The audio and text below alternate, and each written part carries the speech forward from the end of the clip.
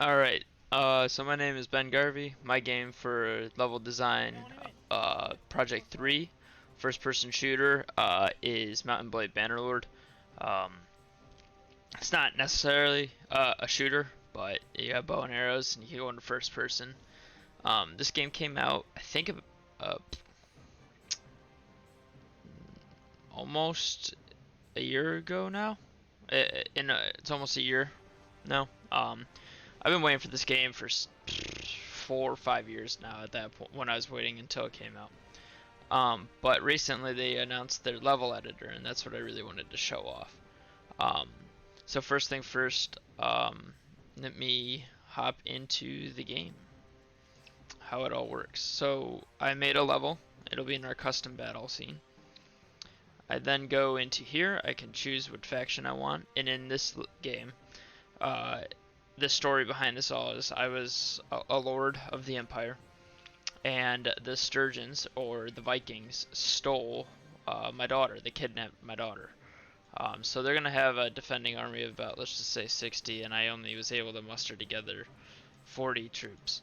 We didn't have any horse archers, and we only had about 10 cavalry, mostly infantry, but a little bit more archers. It's during the winter time, and that's just the name of the map. But I am attacking, and they are defending, and I am the commander, and I'm going to start it up. Now, an issue I've been running into is the nav mesh. For some reason, the troops are not following me, and I can't figure out why. But I'll just quickly go around what's happening. So we came in off from the ocean onto a weaker defended side of the Sturgeon um, city or town. This is just some decoration. We have a windmill here that is moving. I thought that was kind of cool to be able to add in. Some battle things to try to prevent us from attacking. This is, like I said, a lower end village area or whatnot. Just like fire, a place to sit, things like that. So what basically happened is we came in here and we started to attack. Because we knew this is a weaker defended area. And now what's another problem is, if you can see right here, this wall should be destroyed. I even set a script so that it would destroy it, or it would spawn in as destroyed, and I don't think that's working. And I think that might be due to it being a new game. But I will dismount from my horse. But another thing I thought about for the siege is, well, we can do siege ladders. So I put in a couple ladders along the wall. If it'll lift, there we go. Usually what would happen is the NPCs would come up and automatically throw the walls up, the ladders up. There's a couple more ladders that way. But if we come up this ladder here,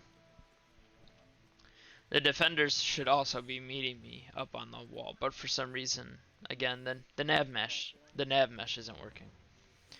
And what the defenders would be doing is they would be trying to grab these poles right here, and they can walk up and push the ladder off to make it harder for us to climb up the ladders. But again, there was two main entries, which was through the ladder or the broken wall, which is what I'm standing on right now. Oh, and you can see some of the troops right there. Now I could go over to that tower and walk down that tower and come out that way, but I'm just going to go down here for the sake of time. Again, see how the nav mesh is like making them run towards the enemy but not following it correctly. But now they see me, and now they're going to start trying to attack me. And basically the goal was to have a light amount of defenders on this side of the wall because it's already been breached. That was the concept there. Wow, this isn't going to be good, is it? I'm just going to see if I can run by him because the nav mesh is messing up. Cool. And then down this road a little bit further on, through the city, you'd be working your way through. There'd be enemy spawns here and there. Again, I can't make them spawn anywhere other than one place, and I can't figure out why. I know it can be done, but I put a lot more emphasis on the design of the city and making sure that it looked normal walking down a city center, and also blocking off entrances so it kind of keeps you in this center street. For example, I put some fences up so you can't really get by here and there. I put some carts. I don't actually know if I can get into these buildings. Yeah, okay, I can't get into some of these buildings. Some of these doors are actually interactable, which is nice. But I put in different layouts of buildings so it doesn't look too copy-paste.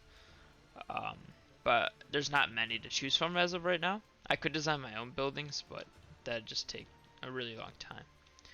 Now this secondary wall right here is where I wanted to be like the next step in the amount of like the next harder step to get through because we didn't breach the wall here. This is now a more serious area, and there'd be more troops because we're getting closer to the keep. There's also another entrance down that way, so like if you wanted to do an even more larger scale battle, there's a main gate down there. I'll show that in a map overview that I'll cut together.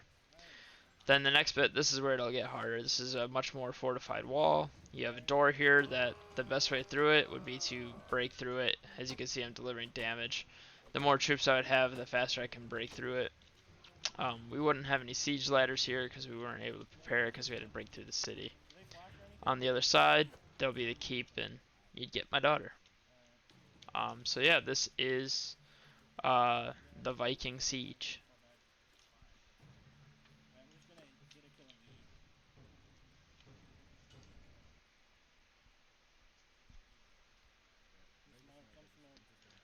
Alright, so now we'll display what I'm going to be showing.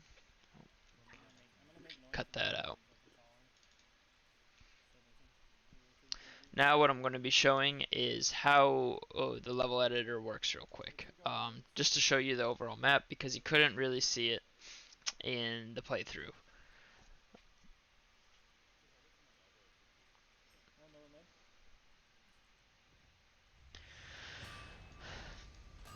Just gotta get through this animation.